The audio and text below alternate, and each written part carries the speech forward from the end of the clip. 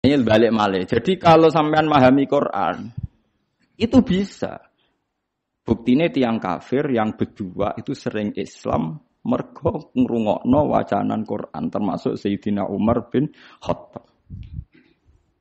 Masyhur kang tenggene Mekah lho, ketika Nabi baca Quran di depan umum itu orang kafir pun mau iman. Masyhur itu ketika Nabi duka itu karena mau sholat dihalang-halangi teng Ka'bah. Nggih, terus Nabi maca Hamim tanzilum minar rahmanir rahim kitabun fussilat ayatu Qur'anan Arabiyyan liqaumi ya'lamun basyira wa nadhiru itu Abu Jahal, Walid, Utbah bin Saibah, Rabi'ah itu semuanya mendengarkan. Wah, Muhammad itu hebat. Itu tertegun semua mendengarkan Quran.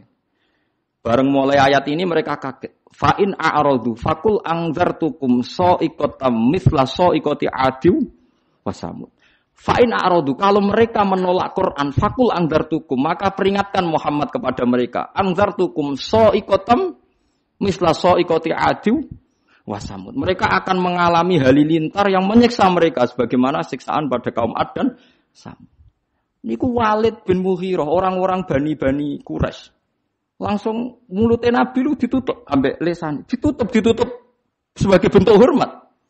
Unas itu kayak Muhammad bin Rahim. Kufa anna ya Muhammad.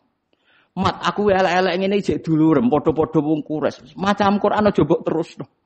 Mergo ngerti bacaan Muhammad ini akan direaksi oleh langit dan akan menjadi sa'iqatam misla sa'iqati adiw wasam.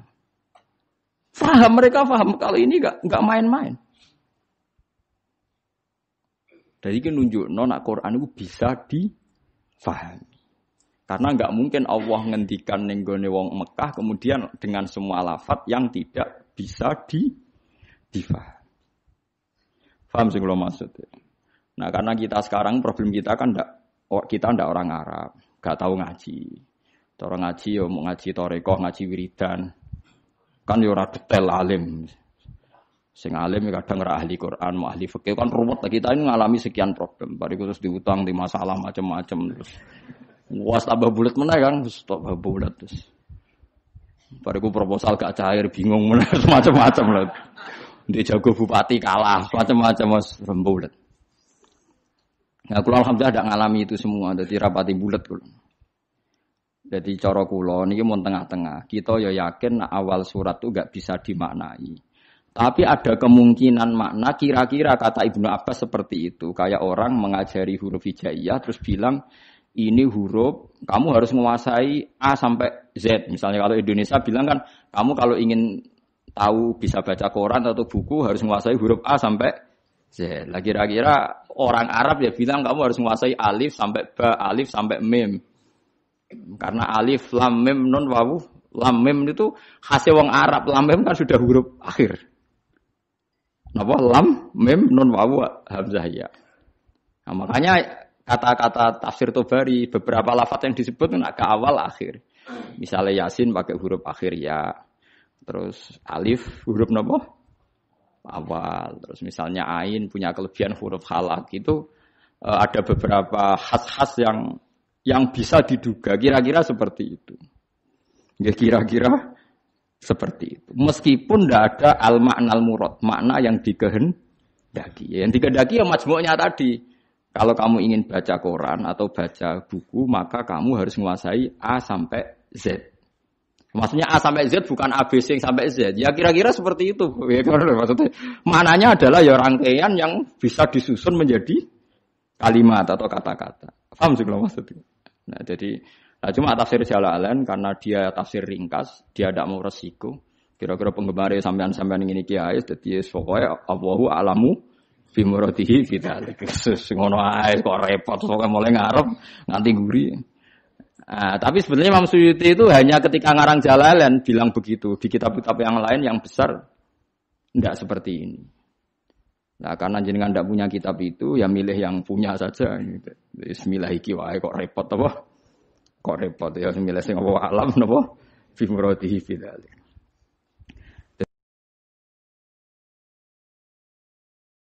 Jadi paham gitu. Terus niki peringatan ke jenengan kula, terus Quran itu bisa dijelaskan. Lan ngantos sak mangke niku tiang-tiang kafir sekalipun Mboten saged, Kang. Seperti kemarin saya melihat berita-berita di Inggris, di Vatikan seperti itu.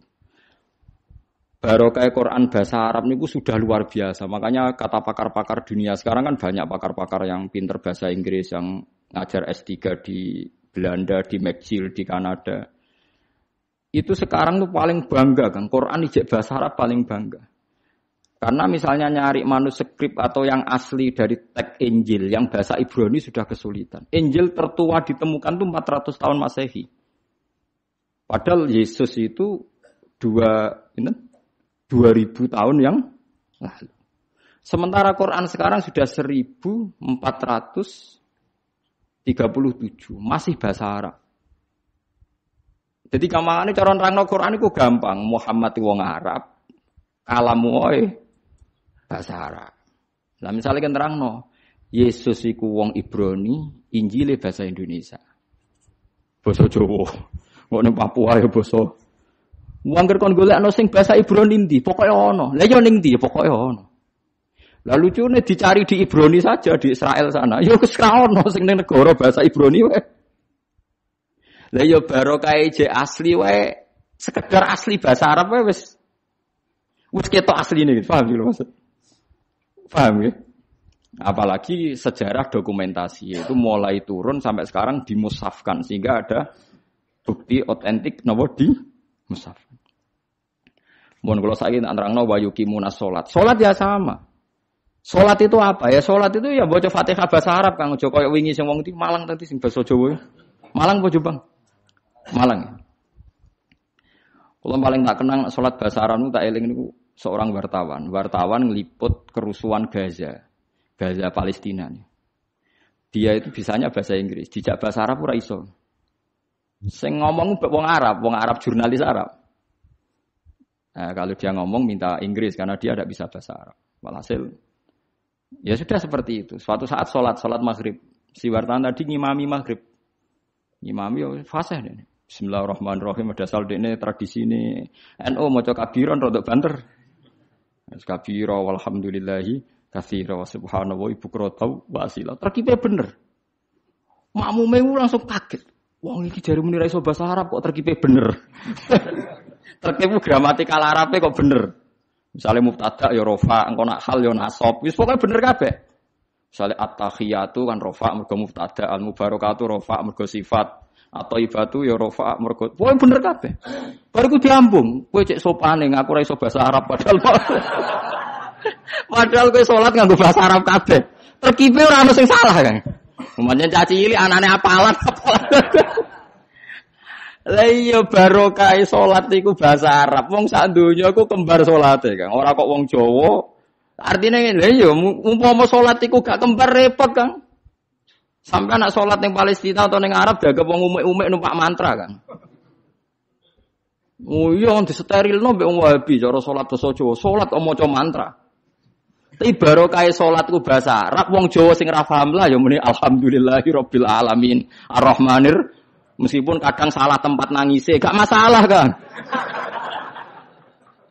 Saya kan ra roh artine pas fabashirhu bimaghfirati wa ajrin karimna wa angges padha wong Arabe bingung fabashirhu kok nangis. Padahal maknane fabashirhu berilah berita gembira. Terus gak masalah, salah nangis juga masalah. Yang penting kan tetap apa? Bahasa Arab. Ya paling problemnya kan salah nangis wae misalnya gak pas no posisi nangis itu ora pas. Mulane ora usah nangis Kang, nek maca Quran ning Arab ngrungokno makmum ora usah nangis. Kadang imame maca ayat tentang berita gembira, mulane tenang ae. Tiwang nangis keliru, guyu keliru wis menang ae. Saya sukut salamah supaya menang iku selamat. Ora usah ngambil apa sikap. Apa guyu nang ayat susah, apa susah kok nang ayat bunga wis meneng ae wis.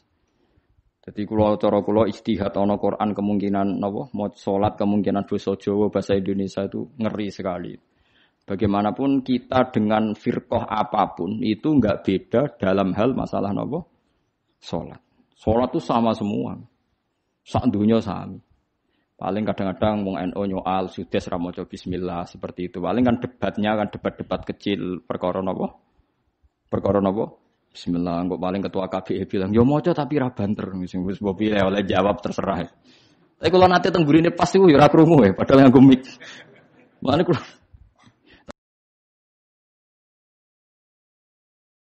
tapi sudah nanti diundang teng Surabaya maca bismillah. Ya sudah yang terkenal teng Masjid Akbar Surabaya maca bismillah. Ternyata dia ya takut juga ditanya, "Lima ada takra bismillahirrahmanirrahim." Jadi, khaufan minal fitnah. Jadi, aku wedi fitnah. Wedi juga dene ambek wong Surabaya. Sudah sesuk maca napa? Kamu wis kaget, siap-siap tamu bismillah. Jebule maca napa? Bismillah. Jadi, do kaget lho, kok maca napa? Bismillah. Ya bagus lah. Belum napa maca napa? Kalau kita sebagai orang alim yang baca kitab banyak, memang seperti itu. Semua riwayat tuh ada yang baca bismillah, ada yang enggak. Jadi kita itu sebetulnya tidak pernah mengatakan tuh madzhab Wahabi, yang baca bismillah madzhab NU itu enggak. Kita sebagai orang alim tuh di atas periode itu, kita tahu riwayatnya itu. Misalnya kita sebagai orang alim, ya tahu kalau kunut itu madzhabnya Imam Syafi'i, tidak kunut itu madzhabnya Abu Hanifah. Tapi kita sekarang tuh susah. Kunut NU, ora kunut Muhammadiyah. Yo repot kita sebagai wong alim ora roh kang ngono iku. Berarti Abu Hanifah Muhammadiyah. Ya. Imam Syafi'i NU. Yo ora ono kang ngono iki ora ono. Kok acuh sakniki wacuh. Iki kula niku mboten nate roh ngoten mboten nate. Niki NU mboten roh kan. Kula kan ya wong alim kan belajar kitab-kitab riyen. Misalnya ada tabi'in, anaknya baca bismillah terus dimarahi sama bapaknya. Jong shallaitu khalfa Abi Bakrin wa shallaitu khalfa Umar. Falam asma ahadam minhum yajharuna bi bismillahirrahmanirrahim. Saya ini pernah sholat makmum sama Abu Bakar, Umar, Utsman, Ali. Dan saya tidak pernah mendengar. Memang di riwayatnya itu falam asma. Saya tidak pernah mendengar satu dari mereka sing yajharuna bi bismillahirrahmanirrahim. Tapi dalilnya Imam Syafi'i tidak seperti itu. Ketika Nabi cerita, saya ini diajari Jibril surat Fatah. Faqara'a bismillahirrahmanirrahim inna fatahna laka fatham mubina.